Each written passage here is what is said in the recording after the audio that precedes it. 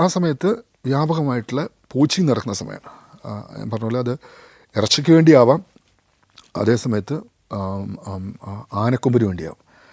ഇറച്ചിക്ക് വേണ്ടിയുള്ള പോച്ചിങ് ഒരു അത്ര വലിയൊരു പാതകമായിട്ട് അന്നൊന്നും വന്നിട്ടില്ല. പക്ഷേ ആനക്കൊമ്പിന് വേണ്ടിയിട്ടുള്ള പോച്ചിങ് വളരെ ഇതായിട്ട് സെൻട്രൽ ട്രാവൻകൂറിൽ നിന്നൊക്കെ ആൾക്കാർ കയറി വരും.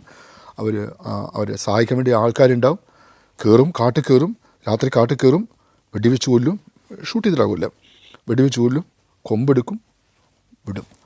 അതിന് കൃത്യമായിട്ടുള്ള മാർക്കറ്റിംഗ് സിസ്റ്റം ഉണ്ടായിരുന്നു. ഈ കൊമ്പ് ഇടനിലക്കാരനിലേക്ക് പോവും.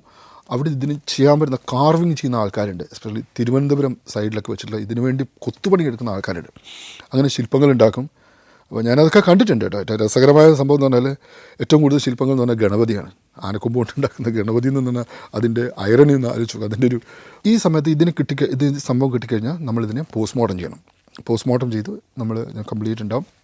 ഈ പോസ്റ്റ്മോർട്ടം പ്രൊസീജിയർ എന്ന് പറഞ്ഞു കഴിഞ്ഞാൽ നമ്മളൊരു വെറ്റിനറി സർജൻ്റെ ഇപ്പോൾ ഒരു ആന മരിച്ചു എന്നിരിക്കട്ടെ, അവിടെ നമ്മൾ ഇതിന് നമുക്ക് റേഞ്ചുകളാണ് അന്ന സമയത്തുള്ളത്. വയനാട്ടിൽ 4 റേഞ്ചാണുള്ളത്. Kurichiyar range, Bathery range, Muthanga range, Tholpetty range, അങ്ങനെ 4 റേഞ്ചാണ്. ഇതിലൊരു റേഞ്ച് ഓഫീസർമാരുണ്ടാവും. അതിൽ നമ്മൾ സെക്ഷനുകളായിട്ട് തിരിക്കും. അതിനൊരു സെക്ഷൻ ഓഫീസർമാരുണ്ടാവും. അതൊരു ബീറ്റുകളായിട്ട് തിരിക്കും. എന്നിട്ട് ഒരു BFOമാരുണ്ട്. ഇങ്ങനെ സിസ്റ്റം. ഇവരെന്ത് കാട്ടിലൂടെ നടക്കണം. കാട്ടിലൂടെ നടന്ന് ഒരു ആനിമൽ ഡെഡായിട്ട് കിട്ടിക്കഴിഞ്ഞാൽ അവരപ്പം റിപ്പോർട്ട് ചെയ്യും. അവിടെ ഒരു സൈറ്റ് മാസ്റ്റർ തയ്യാറാക്കും. ആ സൈറ്റ് മാസ്റ്റർ ഇങ്ങനെ എഴുതും. ഈ മാസ്റ്റർ എഴുതുന്നത് റേഞ്ച് ഓഫീസറാണ് മാസ്റ്റർ എഴുതുക. അതിനകത്ത് അവർ കൃത്യമായിട്ട് അവർ ഒപ്പിട്ടിട്ടൊക്കെ ഉണ്ടാവും. ഈ മാസ്റ്റർ എഴുതുക എന്ന് പറഞ്ഞാൽ ആ സെക്ഷനിൽ ഇന്ന സ്ഥലത്ത് ഇന്ന ലൊക്കേഷനിൽ വെച്ച്, അന്നൊന്നും GPS ഒന്നുമില്ല, ഇന്ന ലൊക്കേഷനിൽ ഇന്ന ഡയറക്ഷനിൽ എന്നൊക്കെ പറഞ്ഞിട്ടാണ് എഴുതുക. അതിന് ഇന്ന കുളത്തിൻ്റെ സൈഡിൽ വെച്ചിട്ട് ഒക്കെയാണ് എഴുതുക. ഒരു ബോഡി കിടക്കുന്നു, ഇന്ന ആനിമൽ, ഒരു മൃഗത്തിൻ്റെ ബോഡി കിടക്കുന്നു, ഏകദേശം ഇത്ര പ്രായം പ്രതീക്ഷിക്കുന്നു, ശവശരീരത്തിന് നമ്മൾ കാർക്കസ് എന്നാണ് പറയാം, കാർക്കസിന് ഇത്രയും പഴക്കം കാണുന്നു, പിന്നെ ഇന്ന മുറിപ്പാടുകൾ കാണുന്നു എന്നൊക്കെ വെച്ചിട്ടാണ് എഴുതുക. ഇത് പലപ്പോഴും ആൾക്കാർ ചോദിച്ചിട്ടുണ്ട്, എങ്ങനെയാണ് നിങ്ങൾക്ക് ഈ കാട്ടിൽ ശവശരീരം കണ്ടെത്താൻ പറ്റുക എന്നുള്ളത്. ഓക്കെ, അപ്പം അതെന്ന് പറഞ്ഞു കഴിഞ്ഞാൽ പല ടെക്നിക്കുണ്ട്. ഇതൊക്കെ നമ്മൾ ട്രൈബൽസിൻ്റെ കൂടെ നടന്ന് പഠിച്ച കാര്യങ്ങളാണ് കേട്ടോ. ആദ്യം വരെ നോക്കുക എന്ന് പറഞ്ഞാൽ വൾച്ചറിനെ നോക്കുക, ഇത് കഴുകൻ. പക്ഷേ കഴുകൻ്റെ എണ്ണം കുറഞ്ഞു കേട്ടോ.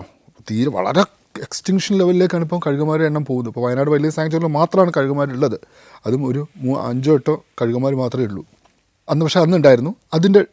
അത് റൗണ്ട് ചെയ്യുകയാണെങ്കിൽ നമുക്കറിയാം അതിൻ്റെ താഴെ ഒരു ബോഡി കിടപ്പുണ്ട്. പിന്നെ രണ്ടാമത് കാക്ക കരയും. കാട്ടിൽ കാക്കയില്ല. നമ്മൾ ഈ പേനക്കാക്ക എന്ന് പറഞ്ഞ കാക്കയാണ്, വലിയ കാക്കയില്ലേ, അത് കരഞ്ഞു കഴിഞ്ഞാൽ അറിയാം എവിടെയോ ബോഡി കിടപ്പുണ്ട്. പിന്നെ നമ്മൾ ഉപയോഗിക്കുന്ന ഒരു ടെക്നിക്ക് എന്ന് പറഞ്ഞു കഴിഞ്ഞാൽ, ഞാനല്ല കേട്ടോ, ഫീൽഡ് സ്റ്റാഫ് ഉപയോഗിക്കുന്ന ടെക്നിക്ക് എന്ന് പറഞ്ഞു കഴിഞ്ഞാലും, നോക്കൂ, ഒരു ആനിമൽ വയ്യാണ്ടായി, അസുഖമായി, ഇല്ലെങ്കിൽ മുറിവ് പറ്റി ഭയങ്കര മരിക്കുന്ന സമയമാകുമ്പോഴേക്കും ഇത് ആദ്യം ചെയ്യുന്ന പറഞ്ഞാൽ വെള്ളത്തിനടുത്തേക്ക് പോകുന്നുള്ള, വെള്ളമാണ് അതിൻ്റെ ഫസ്റ്റ് റിസോഴ്സ്. വെള്ളത്തിനടുത്തേക്ക് പോകുന്നുള്ള, വാട്ടർ ബോഡി നമ്മൾ പറയാം. അപ്പോൾ ഈ ഓരോ സെക്ഷനിൽ എത്ര വാട്ടർ ബോഡി ഉണ്ട്, കുളങ്ങളുണ്ടോ, തോടുകളുണ്ടോ എന്നൊക്കെ ഇവർക്കറിയാം. അപ്പോൾ ഇവർ ഈ ഏരിയയും കൂടെ അവർ പരിശോധിക്കും, കാരണം അവിടെ ഡെഡായിട്ടുണ്ടോ എന്നുള്ളത്. ഓക്കെ, നമുക്കത് കണ്ടാൽ തന്നെ തിരിച്ചറിയാം ഇത് നാച്ചുറൽ ഡെത്താണോ. നാച്ചുറൽ ഡെത്ത് എന്ന് പറഞ്ഞാൽ നമുക്ക് മരണത്തെ പല രീതിയിൽ നമ്മൾ തിരിക്കുന്നുണ്ട്, അതിനകത്തേക്ക് വരാം. അങ്ങനെ നമുക്ക് ഈ മാസ്റ്റർ എഴുതി കഴിഞ്ഞ് അവർ നമുക്കൊരു ഈ ബോഡി നമുക്ക് കൈമാറും. അപ്പോൾ നമുക്ക് ആ സമയത്തേക്ക് നമുക്ക് അന്നൊക്കെ ചെയ്യാമെന്ന് പറഞ്ഞു കഴിഞ്ഞാൽ വളരെ ക്രൂഡായിട്ട് വെട്ടിമുറിച്ച് ഇങ്ങനെ നോക്കുക. ചിലപ്പോൾ ആൾക്കാർ അതിനകത്തൊക്കെ ഇറങ്ങുകയൊക്കെ ചെയ്യും. ടോട്ടലി അൺസയൻറ്റിഫിക് ആയിട്ടുള്ള ഒരു മെത്തേഡാണ്. പോസ്റ്റ്മോർട്ടം ചെയ്യുന്ന 1, 2, 3 ആൾക്കാരുണ്ട്. അപ്പോഴത്തേക്ക് അവർ വരുന്നു. അപ്പോൾ അതൊരു വലിയ റിച്വലാണ്. പലപ്പോഴും പല ഇതിൻ്റെ കൂടെ ഉണ്ടാവും, മദ്യപിച്ചിട്ടൊക്കെ ആയിരിക്കും പലപ്പോഴും ഇവർ ചെയ്യുക. അത് വളരെ ക്രൂഡായിട്ട് വാളൊക്കെ വെച്ച് വെട്ടിക്കീറി. അപ്പോൾ നമുക്കൊരു പോസ്റ്റ്മോർട്ടം ചെയ്യുമ്പം നമുക്ക് വേണ്ടതെന്ന് പറഞ്ഞാൽ ലീഷൻസ് എന്ന് പറയും. അതായത് ന്യൂമോണിയ വന്നു കഴിഞ്ഞു എന്ന് വിചാരിക്കുക. ന്യൂമോണിയ എന്ന് പറഞ്ഞാൽ ശ്വാസകോശത്തിന് വരുന്നതാണ്. അപ്പോൾ ശ്വാസകോശം തുറന്നു കഴിഞ്ഞാൽ അതിനകത്ത് കൃത്യമായിട്ട് നമുക്ക് അതിൻ്റെ ന്യൂമോണിക് ലീഷൻസ് കിട്ടും.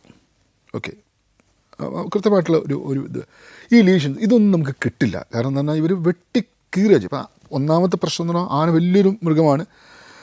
കടുവയ്ക്ക് അത്ര വലിയ ഡെത്തൊന്നും വരുന്നില്ല. ഈ വലിയ മൃഗത്തെ നമ്മളെങ്ങനെ ഇത് മാനേജ് ചെയ്യും? ഇതെങ്ങനെ ഇത് എക്സ്പോസ് ചെയ്തിട്ട് ഇതിൻ്റെ ഉള്ളിലെ ഇൻറ്റേർണൽ ഓർഗൻസിനെ നമുക്ക് കാണണ്ടേ? ഒരു വലിയ ചലഞ്ചായിരുന്നു. അപ്പോൾ അന്നൊന്നും ഇത് നമുക്ക് പറയാനും പറ്റില്ല, നമുക്കൊരു ടീമും ഇല്ല, നമ്മളാകെ സങ്കടത്തിലായിരിക്കും. അന്നൊരു മെറ്റൽ ഡിറ്റക്ടർ പോലും എൻ്റെ കയ്യിലില്ല. ആകെയുള്ളതെന്ന് പറഞ്ഞാൽ ഇതിനകത്ത് കുറേ ആൾക്കാർ ഇതിനകത്ത് ഇങ്ങനെ നിൽക്കുക ചെയ്യാം. അതിലെന്തെങ്കിലും ലീഷൻസ് കിട്ടിയാൽ കിട്ടി. അത് കഴിഞ്ഞ് ഈ പോസ്റ്റ്മോർട്ടം എല്ലാം കഴിഞ്ഞ് നമ്മളൊരു ഇപ്പം മിക്ക കേസുകളും കൊമ്പില്ലെങ്കിൽ നമുക്കറിയാലോ ഇത് പോച്ചിങ്ങാന്ന് അറിയാലോ. പിന്നെ നമ്മൾ തപ്പിയെടുക്കുക എന്നുള്ളതാണ്, വെടിയുണ്ട തപ്പിയെടുക്കുക എന്നുള്ളതാണ്. ബുള്ളറ്റും റിക്കവർ ചെയ്ത് കഴിഞ്ഞാൽ നമ്മുടെ പണി ഏകദേശം തീർന്നു. പിന്നെ ലീഷൻസ് ഒന്നും വേറെ നോക്കണ്ട. അന്ന് അസുഖങ്ങളെക്കുറിച്ചൊരു ചിന്ത പോലുമില്ല. ഓക്കെ, അതായത് ഈ പോച്ചിങ് മാത്രമേ ഉള്ളൂ. പോച്ചിങ്ങും അങ്ങനത്തെ കേസുകൾ മാത്രമേ വെട്രോ ലീഗൽ എന്ന് പറയുന്നത്. പോച്ചിങ് എന്ന് പറഞ്ഞാൽ ഞാൻ പറഞ്ഞില്ലേ, അത് ഇറച്ചിക്ക് വേണ്ടിയാവാം, കൊമ്പിന് വേണ്ടിയാവാം. കൊമ്പിന് വേണ്ടി മെയിനായിട്ട് വിഷം കൊടുക്കുന്നതാവാം, പോയ്സണിങ് എന്ന് പറയും. ഇലക്ട്രോക്യൂഷൻ, അതായത് കറണ്ട് വെച്ച് കൊല്ലുന്ന പരിപാടിയുണ്ട്. ആരോ, അതായത് കത്തിയമ്പ് ചെയ്ത് കൊല്ലുന്ന പരിപാടിയുണ്ട്. പടക്കം വെക്കും, അതായത് കൈതച്ചക്കലൊക്കെ പടക്കം വെക്കും. അതായത് ഈ മറ്റേ ഈ നമ്മളെ ഈ തോട്ടത്തിലൊക്കെ ഇറങ്ങുന്ന ആനെ പടക്കം വെച്ച് കൊല്ലും. ഇങ്ങനെ പല ഇതുണ്ട്. ഇത് തിരിച്ചറിയുക എന്നുള്ളതാണ് പ്രധാനമായിട്ടുള്ള ജോലി. അത് കഴിഞ്ഞിട്ട് നമ്മളൊരു പോസ്റ്റ്മോർട്ടം റിപ്പോർട്ട് തയ്യാറാക്കും. ഈ പോസ്റ്റ്മോർട്ടം റിപ്പോർട്ട് നമ്മൾ ഇതിൻ്റെ കൂടെ ആ സമയത്ത് തന്നെ നമ്മളൊരു പോസ്റ്റ്മോർട്ടം മാസറും തയ്യാറാക്കും. അത് ഞാനടക്കം ഒപ്പിടുന്ന ഒരു മാസം. അത് പോസ്റ്റ്മോർട്ടം പ്രൊസീജിയർ നമ്മൾ ഇത് റെക്കോർഡ് ചെയ്തിട്ട് ഇന്ന സമയത്ത് ഇന്നെ കണ്ടു എന്ന് പറഞ്ഞിട്ട് അതിൻ്റെ ഒരു ഡീറ്റെയിൽഡ് ആയിട്ടുള്ള ഒരു പോസ്റ്റ്മോർട്ടം റിപ്പോർട്ട്. അന്നൊന്നും പോയ്സണിങ്ങിന് പോലും കൊടുക്കുന്ന പരിപാടിയില്ല. റീജിയണൽ കെമിക്കൽ എക്സാമിനേഴ്സ് ലാബിലാണ് നമ്മൾ വിഷാംശം ഉണ്ടോ എന്ന് അറിയാമെന്ന് കൊടുക്കുക. ഇന്നിപ്പോൾ കമ്പൽസറിയാണ്, ഏത് ഇതിൻ്റെ വന്നാലും നമ്മൾ വിഷാംശം ഉണ്ടോ എന്ന് നോക്കിയിരിക്കണം. അതൊക്കെ നമ്മൾ അതിന് ശേഷം വന്ന നടപടികളാണ്. അങ്ങനെ ഇത് കഴിഞ്ഞു, നമ്മൾ റിപ്പോർട്ട് കൊടുത്തു, അത് കോടതി കൊടുക്കുന്നു. അത് ഇങ്ങനത്തെ ഒരു കേസാണ്, കോടതി കൊടുക്കുന്നു. അതേസമയത്ത് അന്വേഷണം നടക്കുന്നു. പ്രതികളെ ഉണ്ടെങ്കിൽ പ്രതികളെ പിടിക്കുന്നു, അറസ്റ്റ് ചെയ്യുന്നു, അവരെ ചോദ്യം ചെയ്യുന്നു, അവർക്കെതിരെ കേസ് ചാർജ് ചെയ്യുന്നു, കോടതിയിൽ സബ്മിറ്റ് ചെയ്യുന്നു. പിന്നെ ട്രയൽ സ്റ്റാർട്ട് ചെയ്യുന്നു. ട്രയൽ സ്റ്റാർട്ട് ചെയ്ത് കോടതിയിൽ നമ്മൾ ട്രയൽ സ്റ്റാർട്ട് ചെയ്ത് കഴിഞ്ഞാൽ നമ്മൾ വിളിപ്പിക്കും. നമ്മൾ ഇതാണ് എക്സ്പേർട്ട് വിറ്റ്നസ്സാണ്, അതായത് സാക്ഷിയാണ്. അപ്പം സാക്ഷിയായിട്ട് നമ്മൾ കൂട്ടുകയറി നമ്മൾ എന്താ ചെയ്തത്, എന്താ കണ്ടത് എന്നൊക്കെ പറയും. ഇതിൻ്റെ മരണം ഇന്ന കാരണമാണ്, കറണ്ട് അടിച്ചിട്ടാണ്, അതും ബോധപൂർവമായ കറണ്ട് അടിച്ചിട്ടാണ്, ഇല്ലെങ്കിൽ വിഷം കൊടുത്തിട്ടാണ്, ഇന്ന വിഷമാണ്, ഇല്ലെങ്കിൽ വെടിവെച്ചിട്ടാണ്, കൊമ്പെടുത്തിട്ടുണ്ട് എന്ന രീതിയിലൊക്കെ കാര്യങ്ങൾ പറയും. അതേസമയത്ത് അവർ തൊണ്ടി റിക്കവർ ചെയ്യുകയും ചെയ്യും. ഈ കൊമ്പൊക്കെ റിക്കവർ. ഇതാണ് നമ്മളെ പ്രോസസ്സ്. ഇതാണ് ഒരു രണ്ടാമത്തെ ഭാഗമായിട്ട് വരുന്നത്. ഇതേ സമയത്ത് കുറേ മൃഗങ്ങൾ ചാവുന്നുണ്ട്.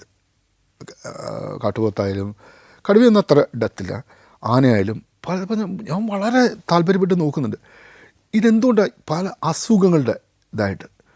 പക്ഷേ നമുക്ക് അങ്ങനെ ചെയ്ത് നോക്കാനുള്ള ഒരു ഫെസിലിറ്റി ഇല്ല, അതിനുള്ള ഒരു സൗകര്യങ്ങളില്ല.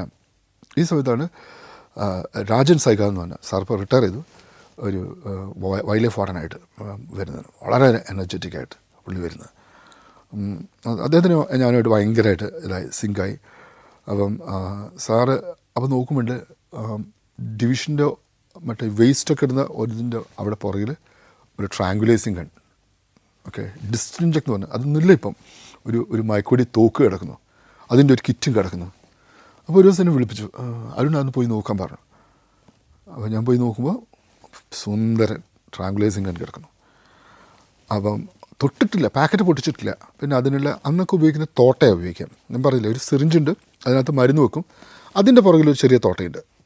ഓക്കെ, എന്നിട്ട് ഈ സിറിഞ്ചും മരുന്ന് കയറ്റിയ ഈ ചെറിയ തോട്ടയും വെച്ച സാധനം നമ്മൾ വലിയൊരു തോട്ട 0.22 ബ്ലാങ്ക് എന്ന് പറഞ്ഞ തോട്ടയുണ്ട്, അത് വെച്ച് അടിച്ച് കഴിഞ്ഞിട്ടാണ് തെറിപ്പിച്ചിട്ടാണ് നമ്മൾ ഇത് ചെയ്യുക. വെടിമരുന്ന് തോട്ടം നമ്മൾ ചെയ്യാം. എനിക്ക് അങ്ങനെ ഒരു ട്രെയിനിങ് പോലും കിട്ടിയിട്ടില്ല, ഞാൻ അതുവരെ ഉപയോഗിച്ചിട്ടില്ല. കെമിക്കൽ ഇമ്മൊബിലൈസേഷൻ, മയക്കുവെടി എന്താണെന്ന് എനിക്ക് അറിയത്തില്ല. കിട്ടാവുന്ന കുറേ സാധനങ്ങൾ ഞാൻ വായിച്ചു. അന്ന് നമുക്ക് പോലെ ഇൻ്റർനെറ്റ് ഒന്നുമില്ല, ഇതിൻ്റെ പ്രൊഡക്റ്റിൻ്റെ ഇതൊക്കെ ഒന്നുമില്ല. പക്ഷേ ഈ മറ്റേ മുറേ ഫോളറിൻ്റെ ബുക്കിലൊക്കെ കുറേ ഡിസ്ക്രിപ്ഷൻ ഉണ്ട്. അങ്ങനെ ഞാൻ തന്നെ ഇതെല്ലാം അസംബിൾ ചെയ്തു. നമ്മൾ ടെസ്റ്റ് ഫയർ ചെയ്ത് നോക്കി. ലാസ്റ്റ് ഫൈനലി നമുക്ക് മനസ്സിലായി ഇതിങ്ങനെയാണ് വർക്ക് ചെയ്യുന്നത്. അതും ചെറിയൊരു ധാരണയുണ്ടായിരുന്നു. അപ്പോഴത്തേക്ക് എനിക്കൊരു ഓഫീസായി കുറച്ച് ഫർണിച്ചറൊക്കെ തന്നു. മാത്രമല്ല സാറ് വന്നോടെ ഫർണിച്ചറായി തന്നു. എനിക്കൊരു പഴയൊരു ജിപ്സി കിങ് തന്നു. എന്നാലും സ്റ്റാഫില്ല, പക്ഷേ ഒരു വാച്ചർ എനിക്ക് വിട്ടു തന്നു. അങ്ങനെ നമ്മൾ ഒരു ടീം ഉണ്ടാക്കുകയാണ്. അവിടുന്ന് വല്ല സ്ലോലി ബിൽഡ് ചെയ്ത് വരുന്ന ടീം ഉണ്ടാക്കുകയാണ്. ഈ സമയത്ത് തന്നെ വേറൊരു കാര്യം നടക്കുന്നുണ്ട്. ഒരു വൈൽഡ് ലൈഫ് വാർഡൻ വിളിച്ചിട്ട് അദ്ദേഹം പറഞ്ഞു, അരുൺ ഇങ്ങനെ ഒരു ആന മുറിവ് പറ്റി കിടക്കുന്നുണ്ട്, ഒന്ന് പരിശോധിക്കണം, നമുക്കെന്താ ചെയ്യാൻ പറ്റുമെന്ന് നോക്കണം എന്ന് പറഞ്ഞു. അങ്ങനെ ഞാൻ പോയി നോക്കി സമയത്ത് ഒരു വലിയൊരു കൊമ്പനാനയാണ്, നമ്മൾ ബുൾ എലിഫൻ്റ് എന്ന് പറയും. അതിൻ്റെ വലത് മുൻകാലിൻ്റെ അവിടെ മുകളിലായിട്ട് ഒരു വലിയൊരു ഡീപ്പായിട്ടുള്ള ആഴത്തുള്ളൊരു മുറിവുണ്ട്. കാല് നീര് വെച്ച് നിൽക്കുന്നുണ്ട്, അതിലൂടെ പഴുപ്പ് ഒഴുകുന്നുണ്ട്, രക്തം ഒഴുകുന്നുണ്ട്. ആനയ്ക്ക് ആ കാല് ഉപയോഗിക്കാൻ പറ്റത്തില്ല. അത് നടക്കുന്നത് ഇങ്ങനെ 3 കാലിൽ വെച്ചാണ് നടക്കുന്നത്. അപ്പോൾ ഇത് കറക്റ്റ് അതിൻ്റെ മുറിവിൻ്റെ രൂപം കണ്ടപ്പോൾ നമുക്ക് മനസ്സിലായത് ഒരു വെടിയുണ്ട കയറിയതാവാം എന്നുള്ള ഒരു ധാരണയാണ്. അപ്പം നമ്മൾ വാർഡനുമായിട്ട് സംസാരിച്ചു, റേഞ്ച് ഓഫീസറുണ്ട്, വാർഡനോട് സംസാരിച്ചു. വാർഡൻ പറഞ്ഞു നമുക്കതിനെ രക്ഷിക്കാൻ പറ്റുമെന്ന് നോക്കാമെന്ന് പറഞ്ഞു. അന്ന് നമ്മൾ ഉപയോഗിക്കുന്ന രീതി എന്ന് പറഞ്ഞു കഴിഞ്ഞാൽ ആനയെ നമ്മൾ എല്ലാ രീതിയിലും മയക്കി കിടത്തി അതിനെ നമ്മൾ ആ മുറിവെല്ലാം പരിശോധിച്ച് അതെല്ലാം പ്രാഥമികമായിട്ടുള്ള കാര്യങ്ങളെല്ലാം ചെയ്ത ശേഷം ആനയെ നമ്മൾ മയക്കത്തിൽ നിന്ന് വിട്ട് ആന എണീറ്റ് നിൽക്കും. അതിനുശേഷം പിന്നെ നമുക്കിത് എപ്പോഴും ചെയ്യാൻ പറ്റില്ല. ഈ മരുന്ന് എന്ന് പറയുന്നത് വളരെ റെയറായിട്ടുള്ളൊരു മരുന്നാണ്, പക്ഷേ നമ്മുടെ കയ്യിൽ സ്റ്റോക്ക് ഉണ്ടായിരുന്നു. ഇമ്മൊബിലോൺ എന്ന് പറഞ്ഞൊരു മരുന്നാണ്, UK നിന്ന് ഉണ്ടാക്കി കൊണ്ടിരുന്നൊരു മരുന്നാണ്. പക്ഷേ ഇന്നിപ്പോൾ കിട്ടാനില്ല, ആ മരുന്ന് കിട്ടാനില്ല. എന്ന് പറഞ്ഞാൽ അതിൻ്റെ കാര്യം എന്ന് പറഞ്ഞാൽ അതൊരു ലീത്തൽ ഡ്രഗാണ്. ലീത്തൽ ഡ്രഗ് എന്ന് പറഞ്ഞാൽ നമുക്ക് ഹാൻഡിൽ ചെയ്യുന്നവർക്ക്. മോർഫിൻ എന്ന് പറഞ്ഞാൽ അറിയാലോ, ഓപ്പിയം ഉണ്ടാകുന്ന മോർഫിൻ നമ്മൾ മനുഷ്യനിലൊക്കെ കൊടുക്കാറുണ്ടല്ലോ, വേദനയ്ക്കൊക്കെ കൊടുക്കുന്നത്. ഈ മോർഫിൻ്റെ 10,000 മടങ്ങ് കഴിവുള്ള മരുന്നാണ്. അതായത് നമ്മൾ ആന അധികം ക്വാണ്ടിറ്റി ഒന്നും വേണ്ട, 3 ml മതി, 3-4 ml മതി. വെച്ച് കഴിഞ്ഞാൽ ആന മരം വെട്ടി വീഴുന്ന പോലെ വീഴും. അത് കഴിഞ്ഞിട്ട് നമ്മൾ ആ മുറിവെല്ലാം പരിശോധിച്ച് മരുന്നെല്ലാം വെച്ച് ആൻറ്റിബയോട്ടിക്കൊക്കെ കൊടുത്ത് എല്ലാം ചെയ്ത് നമ്മൾ ഇതിൻ്റെ ആൻറ്റിഡോട്ട് ഉണ്ട്, ഡൈപ്പർനോഫിൻ എന്നതിന് പറയാം, റിവൈവോൺ എന്നതിൻ്റെ പേര്. അത് കൊടുത്ത് മൃഗം എണീക്കും, ആന എണീക്കും. പിന്നെ നമുക്കത് എല്ലാ ദിവസവും കൊടുക്കാൻ പറ്റില്ല. കാരണം എന്ന് പറഞ്ഞാൽ ഞാൻ പറഞ്ഞില്ലേ, ഒരു നാർക്കോട്ടിക് ഡ്രഗാണ്. നാർക്കോട്ടിക് ഡ്രഗ് എന്ന് പറഞ്ഞാൽ അറിയാലോ, നമ്മൾ വിചാരിക്കുന്ന നാർക്കോട്ടിക്കിനെക്കാട്ടും ഏറ്റവും വലിയ നാർക്കോട്ടിക് ഡ്രഗാണ്. ഇപ്പോൾ ഇന്ത്യയിൽ ബാൻഡാണ്, കിട്ടില്ല. അന്ന് അത്രയും റെസ്ട്രിക്ഷൻസ് ഉണ്ടായിരുന്നില്ല. അപ്പം നമുക്ക് വളരെ ബുദ്ധിമുട്ടാണ്. ഒത്തിരി ഞാൻ ഉപയോഗിച്ചിട്ടുണ്ട്, ഒത്തിരി എഫക്റ്റീവായിട്ട് ഞാൻ ഉപയോഗിച്ചിട്ടുണ്ട്. അപ്പോൾ ആദ്യമായിട്ട് ഉപയോഗിക്കുകയാണ്. അപ്പം പിന്നെ അതിന് ശേഷം നമുക്ക് ട്രീറ്റ് ചെയ്തതിന് ശേഷം എന്താ നമ്മൾ സ്ട്രാറ്റജി എന്ന് ആലോചിച്ചു. നമുക്ക് കാലൊക്കെ ഒന്ന് കെട്ടിയിട്ടിട്ട് നമ്മൾ കുങ്കിയാനെ കൊണ്ട് നിർത്തി കുങ്കിയാനയുടെ അടിയിൽ കൂടെ ഞാൻ പോയി ചെയ്യാം എന്നുള്ള തീരുമാനമായി. അങ്ങനെ തീരുമാനം നടപ്പിലാക്കാൻ തീരുമാനിച്ചു. അന്ന് ചീഫ് അല്ല വാർഡൻ്റെ പെർമിഷനൊക്കെ എടുത്തു. ആദ്യമായിട്ട് ചെയ്യാണ്. എനിക്ക് ഇതിനു മുമ്പ് യാതൊരു എക്സ്പീരിയൻസും ഇല്ല, വായിച്ചതല്ലാതെ. Saudi Arabia, United Arab Emirates, Kuwait. Sancharam volume number 20. Full HD-യിലുള്ള അപൂർവ ദൃശ്യയാത്രാ വിവരണ ശേഖരം ഉടൻ സ്വന്തമാക്കാൻ സഞ്ചാരം എന്ന് SMS ചെയ്യൂ. ഫോൺ 9995444222. അങ്ങനെ ഒരു ഉച്ച നേരത്ത് ഞങ്ങൾ വന്നു. വലിയ ഫോർഡനുണ്ട്, എല്ലാവരും ഉണ്ട്, വന്നു. ഞാൻ മയക്കൊടി വെച്ചു. മയക്കൊടി വെക്കാൻ വലിയ ബുദ്ധിമുട്ടൊന്നുമില്ല, കാരണം മൃഗം അറ്റാക്ക് ചെയ്യാൻ പറ്റില്ല. അതിന് വളരെ ഞൊണ്ടി നടക്കുന്ന മൃഗമല്ലേ, ആനയല്ലേ. അങ്ങനെ മയക്കൊടി വെച്ചു. മൃഗം അതേപോലെ വീണു. കൃത്യമായിട്ട് ഈ മുറിവ് മുകളിലുള്ള രീതിയിൽ. അപ്പോൾ നമ്മളെല്ലാം ചെയ്തിട്ടുണ്ട്, സർജറി ചെയ്യാനുള്ളതെല്ലാം കൊണ്ടുവന്നിട്ടുണ്ട്. ഞാനൊറ്റയ്ക്ക് ഒരാളേ ഉള്ളൂ, ഒരു വെറ്ററിനറി സർജനേ ഉള്ളൂ. അത് സമയത്ത് നമുക്കിതിൻ്റെ അനസ്തീഷ്യ നമുക്ക് മോണിറ്റർ ചെയ്യണം. കാരണം ഇത് കൂടിപ്പോയി കഴിഞ്ഞാൽ, മരുന്ന് കൂടിപ്പോയി കഴിഞ്ഞാൽ ആനിമൽ മരിച്ചു പോകും. അറിയാലോ, ഇതിങ്ങനെ പല സ്റ്റേജ് ഉണ്ട് ഇതിന്. സെഡേറ്റീവ് എന്ന് പറഞ്ഞൊരു ആദ്യം ഒരു സെഡേഷൻ ഉണ്ട്. അത് കഴിഞ്ഞ് സെഡേഷൻ എന്ന് പറഞ്ഞാൽ നമ്മൾ ഉറക്കം തന്നെ, ഒന്ന് കുലുക്കി കഴിഞ്ഞാൽ ആനിമൽ എണീക്കും, ആളെണീക്കും. നമുക്ക് മനുഷ്യനും അങ്ങനെ തന്നെയാണ്, ഈ സ്റ്റേജസ് തന്നെയാണ്. പിന്നെ 2 നാർക്കോസിസ് എന്ന് പറയും. നാർക്കോസിസ് എന്ന് പറഞ്ഞാൽ ഡീപ്പായിട്ടുള്ള ഉറക്കം, വളരെ ആഴ്ന്ന ഉറക്കത്തിൽ വരുന്നതാണ് നാർക്കോസ്. അത് ഒരാളൊക്കെ കുലുക്കി എണീക്കാനൊക്കെ കുറച്ച് സമയമെടുക്കും. അത് കഴിഞ്ഞുള്ള സ്റ്റേജാണ് അനസ്തീഷ്യ എന്ന് പറഞ്ഞാൽ. അനസ്തീഷ്യ ആകുമ്പോഴേക്ക് യാതൊരു ബോധവും ഇല്ല നിങ്ങൾക്ക്, നിങ്ങൾ കംപ്ലീറ്റ് ഈ ലോകത്തുനിന്ന്. പക്ഷേ നിങ്ങൾക്ക് എല്ലാതും ഉണ്ടാവും, ശ്വാസം ഉണ്ടാവും, ഹാർട്ട് ബീറ്റ് ഉണ്ടാവും, പക്ഷേ നിങ്ങൾക്ക് ഒരു കോൺഷ്യസ്നെസ്സും ഇല്ല. നിങ്ങൾക്ക് മസിൽ റിലാക്സേഷൻ ഉണ്ടാവും, എല്ലാം ഉണ്ടാവും ആ സ്റ്റേജ്. അത് കഴിഞ്ഞാൽ ചിലപ്പം ഡോസ് കൂടിക്കഴിഞ്ഞാൽ കോമ സ്റ്റേജിലേക്ക് വരും. ആനിമൽ മരിക്കില്ല, പക്ഷേ ആനിമലിനെ നമുക്ക് തിരിച്ചു കൊണ്ടുവരാൻ പറ്റില്ല. പിന്നെ അടുത്ത സ്റ്റേജാണ് ഡെത്ത്. അതിലും ഡോസ് കൂടിക്കഴിഞ്ഞാൽ ഡെത്ത്. അപ്പോൾ ഇത് കൃത്യമായിട്ട് നമ്മൾ മോണിറ്റർ ചെയ്യണം. ഓക്കെ, ഇത് മോണിറ്റർ ചെയ്യാനുള്ള സംവിധാനങ്ങളൊന്നും അന്നില്ല നമ്മുടെ കയ്യിൽ. നമ്മൾ ഈ ശ്വാസം നോക്കണം, ഇതിൻ്റെ കണ്ണിൻ്റെ ബ്ലഡ് ഹാർട്ടിൻ്റെ ഫങ്ഷൻ നോക്കുകയെന്ന് പറഞ്ഞാൽ നമ്മൾ ഈ മ്യൂക്കസ് മെമ്പറൈൻ എന്ന് പറയും, കണ്ണിൻ്റെ അവിടെ നോക്കിക്കഴിഞ്ഞാൽ അതിൻ്റെ കളർ ചേഞ്ച് നോക്കണം. അങ്ങനെ എല്ലാം നോക്കിയിട്ടാണ്, അതേസമയത്ത് സ്റ്റെതസ്കോപ്പ് വെച്ച് ഹാർട്ട് ബീറ്റ് നോക്കും. ഇതെല്ലാം നോക്കിയിട്ടാണ് നമ്മൾ ഇതിപ്പോൾ ഇതിൻ്റെ കൂടെ അതും ചെയ്യുന്നുണ്ട്. അപ്പം എല്ലാവർക്കും ഇത് ആദ്യമായിട്ട് നമ്മൾ ചെയ്യുകയാണ്. അങ്ങനെ അത് വളരെ സക്സസ്ഫുള്ളായിട്ട് ചെയ്തു. മയക്കൊടി വെച്ചു, എലഫൻ്റ് വീണു, അത് ക്ലീൻ ചെയ്തു, അതേ സമയത്ത് മോണിറ്റർ ചെയ്തു, ഒരാളെ റെക്കോർഡ് ചെയ്യുന്നുണ്ട്. ഇതെല്ലാം ചെയ്തു. നമ്മൾ ആൻറ്റിഡോട്ട്, ഇതിനുള്ള ഒരു മറുമരുന്നുണ്ട്, ആൻറ്റിഡോട്ട് റിവൈവോൺ എന്ന് പറയും, അത് കൊടുത്തു. ആനിമൽ എണീറ്റു. അപ്പോഴത്തേക്ക് നമ്മൾ പാപ്പന്മാരുണ്ടായിരുന്നു, കാലൊക്കെ ഒന്ന് 3 കാലൊക്കെ ഒന്ന് കെട്ടിവെച്ചു. അതിൻ്റെ ആവശ്യമില്ല ശരിക്കും, പക്ഷേ ഒന്ന് റെസ്ട്രെയിൻ ചെയ്യാൻ വേണ്ടി മരത്തിന് മുകളിൽ കെട്ടിവെച്ചു. അപ്പം വളരെ സന്തോഷമായി എല്ലാവർക്കും, ആദ്യത്തെ സക്സസ്. അത് കഴിഞ്ഞ് നമ്മളൊരു കുങ്കി ഉണ്ടായിരുന്നു അവിടെ, കുഴപ്പമില്ലാത്തൊരു നല്ലൊരു കുങ്കി. അതിനെ കൊണ്ട് നമ്മൾ സൈഡിൽ ചേർത്ത് വെച്ചു, അതിനെ കൊണ്ട് ഫ്രണ്ടിൽ കെട്ടിവെച്ചു. കാരണം എന്നാൽ ഇവർ തമ്മിലൊരു പരിചയമാണല്ലോ. അങ്ങനെ അടുത്ത ദിവസം നമ്മൾ ചികിത്സ തുടങ്ങി. നമ്മൾ ഇതേപോലെ കുങ്കിയെ കൊണ്ട് നിർത്തും. ആലോചിക്കാൻ എനിക്ക് യാതൊരു എക്സ്പീരിയൻസും ഇല്ല, ആദ്യമായിട്ട് ചെയ്യാണ്. കൊണ്ട് നിർത്തും. നമ്മൾ ഇതേപോലെ ആനയുടെ കാലിൻ്റെ ഇടയിൽ കൂടെ നമ്മൾ സർജറി ചെയ്യും. അങ്ങനെ ഒരു 4-5 ദിവസമായപ്പോഴേക്ക് ഈ നീരൊക്കെ അങ്ങ് കുറഞ്ഞു, കംപ്ലീറ്റ് നീരൊക്കെ കുറഞ്ഞ് ആന ഭയങ്കര ആക്റ്റീവായി ഫീഡ് ചെയ്യാൻ തുടങ്ങി. നമ്മൾ ഭക്ഷണം കൊടുക്കുന്നുണ്ട്, അവിടുന്ന് ഭക്ഷണം കഴിക്കുന്നുണ്ട്. ഈ കുങ്കി ആനയായിട്ടും വളരെ ഇതായി. 2000-ലാണെന്ന് ഓർക്കണം. നമ്മൾ മറ്റേ ആൻറ്റിബയോട്ടിക് കൊടുക്കുന്നുണ്ട്, റെഫറൻസ് ഉണ്ട്, അത് വെച്ചിട്ട് ആൻറ്റിബയോട്ടിക് കൊടുക്കുന്നുണ്ട്. നല്ല രീതിയിൽ ഇമ്പ്രൂവ്മെൻ്റായി. പിന്നെ ഹാപ്പി ആയിട്ടിരുന്ന് ഒരു 20ാമത്തെ ദിവസമാണ് അപ്പോഴേക്കും ആന മെല്ലെ കാല് കുത്താൻ തുടങ്ങി. അപ്പം അറിയാലോ, ഇതുവരെ കാല് കുത്തില്ല, കാല് കുത്താതെ അതിങ്ങനെ പൊക്കി വെക്കായിരുന്നു ചെയ്തുകൊണ്ട്. ഈ വേദന ഉണ്ട്. അപ്പോൾ ഇതിൻ്റെ കൂടെ നമ്മൾ വേദനാസംഹാരിയും കൊടുക്കുന്നുണ്ട്, ഇഞ്ചക്ഷൻസ് കൊടുക്കുന്നുണ്ട്. ഒരു 20ാമത്തെ ദിവസമായപ്പം ഇതിന് ആനയ്ക്ക് ഈ വേദനയൊക്കെ കുറഞ്ഞപ്പം ആന എന്ത് ചെയ്തു, ഈ കാലിൻ്റെ മുകളിലേക്ക് ബലം കൊടുത്തു. ഓക്കെ, പിന്നെ കേൾക്കുന്ന ഒരു മുള പൊട്ടുന്ന ശബ്ദമാണ്. ആ എല്ലാം അങ്ങ് പൊട്ടി. കാരണം അത്രയും നേരത്തെ പഴുപ്പുണ്ടായിരുന്നല്ലോ. ഞങ്ങളുടെ ഫ്രണ്ടിൽ കെട്ടിയിട്ട പോലെ വീണു.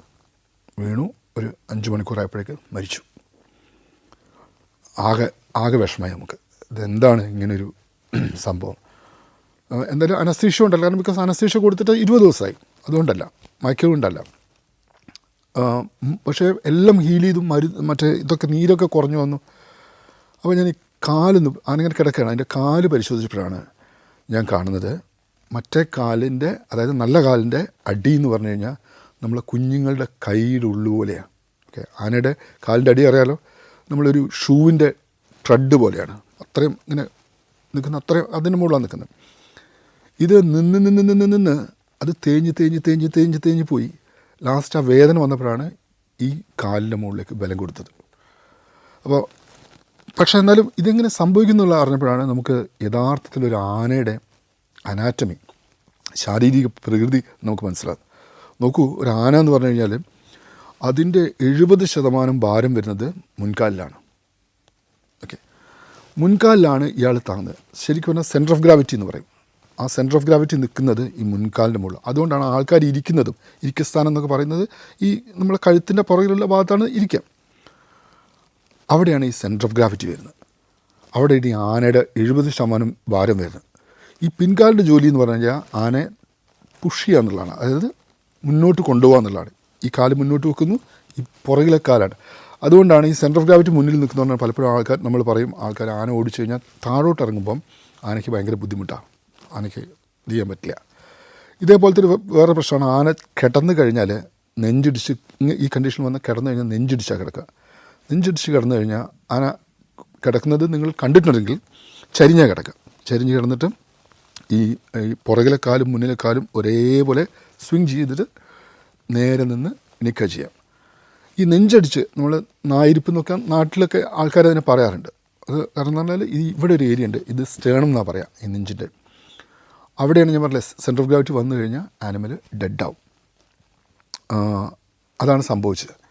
അപ്പം ഈ ഫോർലിമ്പിൻ്റെ ഇഞ്ചുറി, അതായത് എല്ലിനൊക്കെ പൊട്ട് വന്നു കഴിഞ്ഞാൽ വളരെ വളരെ വളരെ ബുദ്ധിമുട്ടാണ് ആനയെ ചികിത്സിക്കാൻ. ഇതൊക്കെ ഒരു തിരിച്ചറിവാണ് നമുക്ക് വരുന്നത്.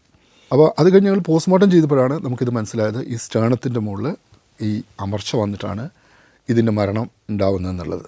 കാരണം ഇത് കാല് പൊട്ടി നേരെ ഇരിക്കുകയാണ്, ഒറ്റ ഇരിപ്പിരിക്കുകയാണ്. അങ്ങനെ ഓരോ കാര്യങ്ങളിലൂടെ നമ്മൾ പഠിച്ചു വരികയാണ് നമ്മൾ ചെയ്യുന്നത്. നമുക്കിതിനു മുമ്പ് മോഡലുകളില്ല.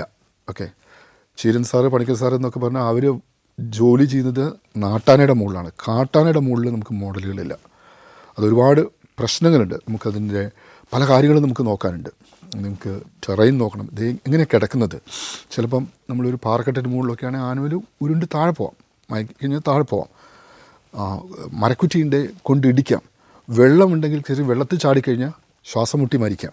അങ്ങനെ ഒരുപാട് പ്രശ്നങ്ങളുണ്ട്. അപ്പം നമ്മൾ അതിൻ്റെ ചുറ്റുപാട് നമ്മൾ കൃത്യമായിട്ട് നമ്മൾ നിരീക്ഷിക്കേണ്ട ആവശ്യം നമുക്ക് മനസ്സിലാവുകയാണ്. ആനിമലിൻ്റെ കണ്ടീഷൻ നമ്മൾ ആനയുടെ കണ്ടീഷൻ, ആനയോ ഏതാനും മൃഗമായാലും അതിൻ്റെ കണ്ടീഷൻ നമ്മൾ അറിയേണ്ട ഇതാണ്. ഇത് നമ്മൾ പല എക്സ്പീരിയൻസ് നമുക്ക് കിട്ടുകയാണ്. അതിൻ്റെ കൂടെ നമ്മൾ ബാക്കി റീഡിങ് കൂടെ വരുമ്പം അതിന് ഇതാവുന്നു. നമ്മൾ പുതിയ കണ്ടെത്തലുകൾ നമ്മൾ നടത്തുകയാണ്. അത് തുടക്കമായി. അങ്ങനെ പല കേസുകളും വരാൻ വേണ്ടി തുടങ്ങി. അപ്പോൾ ഇതേ സമയത്താണ് ഞാൻ പറയുന്നത് വേറെ കുറേ ആനിമൽസ് ഡെത്ത് ആവുന്നുണ്ട്. നമുക്ക് ഒരു കേസിൽ ആന്ത്രാക്സ് കിട്ടിയ കാര്യം പറയുന്നുണ്ട്. ആന്ത്രാക്സ് എന്ന് പറഞ്ഞാൽ അറിയാലോ, പശുക്കളിൽ സാധാരണ ഉണ്ടാകുന്ന ഒരു അസുഖമാണ്. മനുഷ്യന്മാർക്ക് വരാവുന്നൊരു ഇതാണ്. ബയോ ടെററിസം എന്ന് പറഞ്ഞ സാധനത്തിന് പോസിബിലിറ്റി ഉള്ളൊരു സാധനം. പക്ഷേ കാട്ടിൽ പലപ്പോഴും ആനകളും കാട്ടുപോത്തൊക്കെ ആന്ത്രാക്സ് കൊണ്ട് ചാവാറുണ്ട്. ആന്ത്രാക്സ് കൊണ്ട് ചാവുന്ന മൃഗങ്ങൾ ഒരിക്കലും നമ്മൾ പോസ്റ്റ്മോർട്ടം ചെയ്യാൻ പാടില്ല. പോസ്റ്റ്മോർട്ടം ചെയ്ത് കഴിഞ്ഞാൽ ഈ ആന്ത്രാക്സ് ബാക്ടീരിയ സ്പോറായി മാറും. വായുവായിട്ട് കോണ്ടാക്ട് വന്ന സ്പോർ എന്ന് പറഞ്ഞാൽ അതിൻ്റെ വിത്ത് നമുക്ക് പറയാം ചെറിയ, അത് നമ്മളുടെ ശ്വാസകോശത്തിൽ വന്നു കഴിഞ്ഞാൽ നമുക്കും ആന്ത്രാക്സ് വരാം. അപ്പോൾ ആന്ത്രാക്സിൻ്റെ അവർ ആദ്യം പറയുന്നത് തന്നെ വെറ്ററി ഇതിൽ പറയുന്നത് തന്നെ ഒരു കാരണവശാലും നിങ്ങൾ പോസ്റ്റ്മോർട്ടം ചെയ്ത്. പക്ഷേ ആദ്യമൊക്കെ നമ്മൾ അറിയാതെ നമ്മൾ പോസ്റ്റ്മോർട്ടം ചെയ്ത് പോയിട്ടുണ്ട്. നമ്മൾ മുറിച്ച് നമ്മൾ നോക്കുമ്പോഴാണ് ഇതിൻ്റെ ഈ സമയത്തേക്ക് തന്നെ നമ്മൾ ഈ പോസ്റ്റ്മോർട്ടം പ്രൊസീജിയർ നമ്മൾ കൃത്യമായിട്ട് നമ്മൾ ഡെവലപ്പ് ചെയ്യാൻ തുടങ്ങി. നമ്മളെങ്ങനെ ചെയ്യാൻ പറ്റും, കാരണം നമുക്ക് അതിൻ്റെ അനാറ്റമിയൊക്കെ നമുക്ക് അറിയാം. ഏകദേശം കംപ്ലീറ്റ് നമ്മൾ പഠിച്ചു കഴിഞ്ഞു. പല പഴയ ബുക്കുകളൊക്കെ കിട്ടി. അതിൻ്റെ അനാറ്റമിയൊക്കെ നമ്മൾ പഠിച്ചു. എങ്ങനെ ചെയ്യണം എന്നുള്ള ഇത് ഈ വെട്ടിക്കീറുന്ന പരിപാടി നമ്മൾ നിർത്തിയിട്ട് നമുക്ക് കൃത്യമായിട്ട് ശാസ്ത്രീയമായിട്ട് ഇതിനെ എങ്ങനെ ചെയ്യാമെന്നുള്ള ഒരു ചിന്ത വന്നു. അങ്ങനെ ഓരോന്ന് ചെയ്ത് നമ്മൾ ഇതിനെ ഇമ്പ്രൂവ് ചെയ്ത് നന്നാക്കി കൊണ്ടുവന്നു. അങ്ങനെയാണ് നമ്മൾ ഇന്ന് കാണുന്ന പോസ്റ്റ്മോർട്ടം സിസ്റ്റത്തിലേക്ക്. അതുപോലെ ഒത്തിരി മാറ്റങ്ങൾ വന്നു കേട്ടോ, ഒത്തിരി മാറ്റങ്ങൾ നമ്മൾ കൊണ്ടുവന്നു. ഇത് നമ്മൾ ഒരിക്കലും നമ്മൾ വെട്ടിക്കീറി ചെയ്യില്ല. അത് പല അപ്രോച്ചിൽ ചെയ്യാം. എന്ന് പറഞ്ഞാൽ നമ്മൾ ആദ്യം ചെയ്യാമെന്ന് പറഞ്ഞു കഴിഞ്ഞാൽ ആനയുടെ കേസൊക്കെ പറയുകയാണെങ്കിൽ നമ്മൾ ആദ്യം ഈ മുൻകാലും പിൻകാലും നമ്മൾ മുറിച്ച് മാറ്റും. അതിനുശേഷം നമ്മൾ തൊലി മാറ്റും, കംപ്ലീറ്റ് ഡീസ്കിൻ ചെയ്യും. ഡീസ്കിൻ എന്ന് പറഞ്ഞാൽ തൊലി മാറ്റും. പണ്ട് അതൊന്നുമില്ല, വെറുതെ കീറുക ചെയ്യാം. അതിനുശേഷം മാംസം മാറ്റും. അതിനുശേഷം നമ്മൾ ഈ വയറ്റിനകത്തുള്ള ആന്തരികാവങ്ങളെല്ലാം, അതായത് നമ്മളൊരു ഷീറ്റിലേക്ക് വിരിച്ചിട്ട് അങ്ങോട്ട് മാറ്റും. അത് കഴിഞ്ഞിട്ട് നമ്മൾ വാരിയലുകൾ വെട്ടി ശ്വാസകോശം നോക്കി ഹൃദയം നോക്കി അത് കഴിഞ്ഞിട്ട് നമ്മൾ പുറകിലേക്ക് വരുള്ളൂ. ഇല്ലെങ്കിൽ എന്താ പ്രശ്നം എന്ന് പറഞ്ഞാൽ നിങ്ങൾ വയറൊക്കെ കയറി കഴിഞ്ഞാൽ കംപ്ലീറ്റ് അതിൻ്റെ സാധനങ്ങളെല്ലാം വന്നു കണ്ടാമിനേഷനാവും. അത് നമുക്കൊന്നും കാണാനും പറ്റില്ല. ഈ സമയത്തേക്ക് അപ്പോഴത്തേക്ക് നമുക്ക് കുറച്ച് സ്റ്റാഫൊക്കെ തന്നു. നമ്മളൊരു വാഹനം കിട്ടി. നമ്മൾ കുറേശ്ശെ നമുക്ക് പണം തന്നു തുടങ്ങി. നമ്മൾ മറ്റേ സർജറി ചെയ്യാനുള്ള ഉപകരണങ്ങൾ ഇതൊക്കെ ചെയ്യാൻ തുടങ്ങി. ആ ഓഫീസ് നമ്മൾ മെല്ലെ ഡെവലപ്പ് ചെയ്തു. അങ്ങനെ നമ്മളൊരു സിസ്റ്റത്തിലേക്ക് നമ്മളിതിനെ കൊണ്ടുവരികയാണ്. ഇതേ സമയത്ത് തന്നെയാണ് ഞാൻ പറഞ്ഞത് കുറേ മൃഗങ്ങൾ അസുഖമായിട്ട് പോകുന്നുണ്ട്. ഈ ആന്ത്രാക്സിൻ്റെ കേസൊക്കെ പറഞ്ഞ പോലെ ഇതിനിടയ്ക്കാണ് ഞാൻ പോസ്റ്റ്മോർട്ടം പറഞ്ഞത്.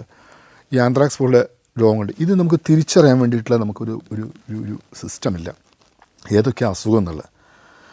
ഈ സമയത്ത് തന്നെയാണ് എനിക്കൊരു പേപ്പർ വരുന്നത്, വൈൽഡ് ലൈഫ് ഡിസീസ് എക്കോളജി എന്ന് പറഞ്ഞിട്ട് ഒരു പേപ്പർ കിട്ടുന്നത്. നേച്ചറിലാന്ന് തോന്നുന്നു പബ്ലിഷ് ചെയ്തൊരു പേപ്പർ കിട്ടുന്നത്. അപ്പോൾ അതേ കമ്പ്യൂട്ടറൊക്കെ വന്നു തുടങ്ങി കേട്ടോ, ഇൻ്റർനെറ്റൊക്കെ കുറേശ്ശെ ആയി തുടങ്ങി.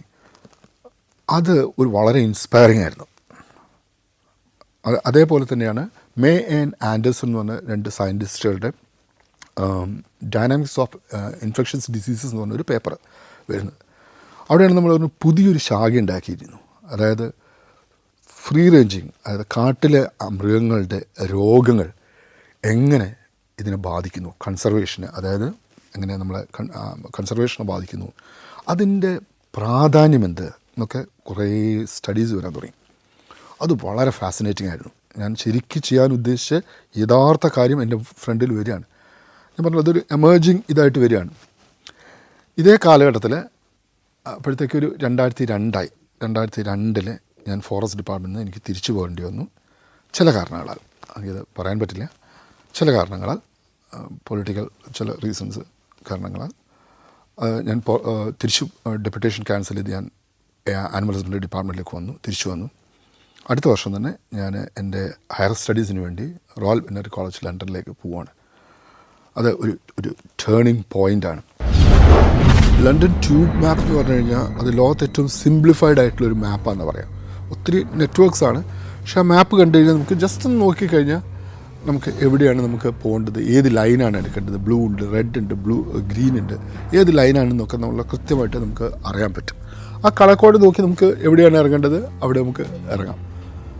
അപ്പോൾ അന്ന് ഭയങ്കര ടയർഡായിരുന്നു, എന്താണെന്ന് അറിഞ്ഞുകൂടാ. അപ്പോൾ എക്സാംസൊക്കെ കഴിഞ്ഞ സമയത്തൊക്കെ ഭയങ്കര ടയർഡായിരുന്നു. അപ്പോൾ വന്ന് കയറി അപ്പോഴും എനിക്ക് അന്ന് അസൈൻമെൻ്റ് ഉണ്ട്, എനിക്ക് പ്രസൻറ്റേഷൻ ഉണ്ട്. അപ്പോൾ ഞാനതിങ്ങനെ പഠിച്ചുകൊണ്ടിരിക്കുക. അപ്പോൾ അന്ന് ട്യൂബിൽ ഇരിക്കാൻ സ്ഥലം നിന്നുകൊണ്ട് ഞാൻ ഫെയിൻ്റായിട്ട് ബോധം കെട്ട് വീണു.